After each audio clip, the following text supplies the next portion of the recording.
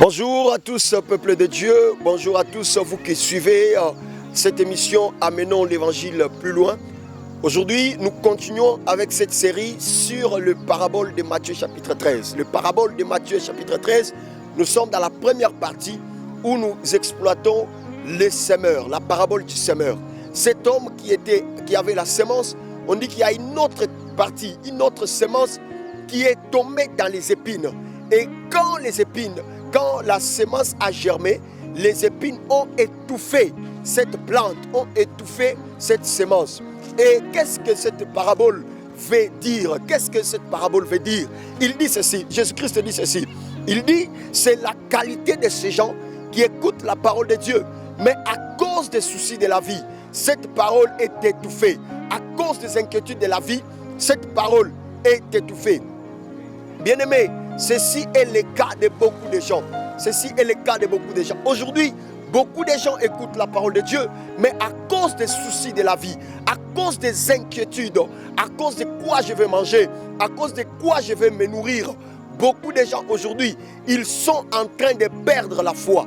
Ils perdent la foi à cause de ce qu'ils écoutent, à cause de ce qu'ils manquent, ce qu'ils vivent. Lorsque vous lisez avec moi Matthieu chapitre 6, à partir du 31e verset, descendre, le Seigneur est en train de dire ceci. Ne vous inquiétez de rien. Ne vous inquiétez pas de ce que vous allez manger. Ne vous inquiétez pas de ce que vous allez boire. Ne vous inquiétez pas de quoi vous vêtir.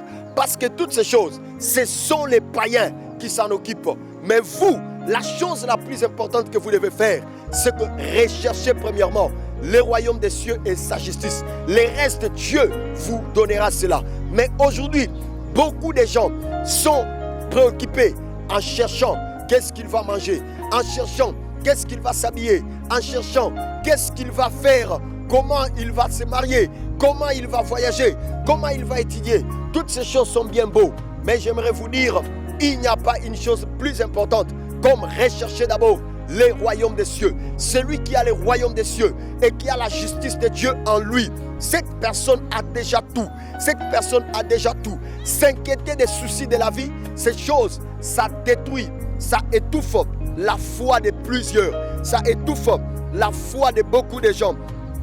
Beaucoup de gens ont vu leur foi être étouffée. Aujourd'hui, je viens dire à quelqu'un, je viens te parler à toi qui me suis.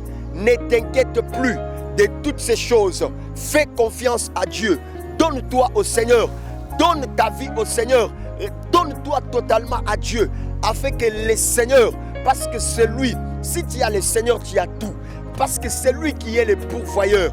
Abraham l'appelait le Dieu pourvoyeur. Il l'appelait Jéhovah Jireh. Ça veut dire, si nous cherchons le Seigneur, on arrête de s'inquiéter de quoi nous allons manger. On arrête de s'inquiéter de quoi nous allons nous vêtir. L'église d'aujourd'hui, les prédicateurs ont transformé le message du royaume.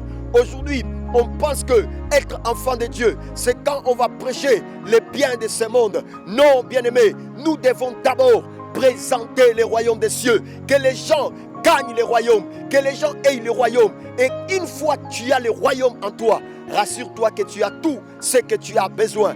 Une fois que tu as le royaume en toi, rassure-toi que tu ne manqueras de rien. Même si tu manques, mais si tu as le royaume en toi, tu as déjà la garantie pour la vie éternelle. Pour la vie éternelle.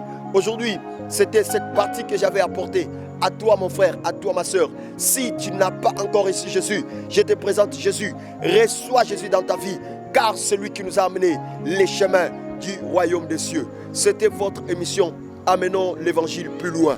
Aujourd'hui, nous avons parlé sur ce sujet. Que le Seigneur vous bénisse. Abonnez-vous sur notre chaîne pour ne rien manquer.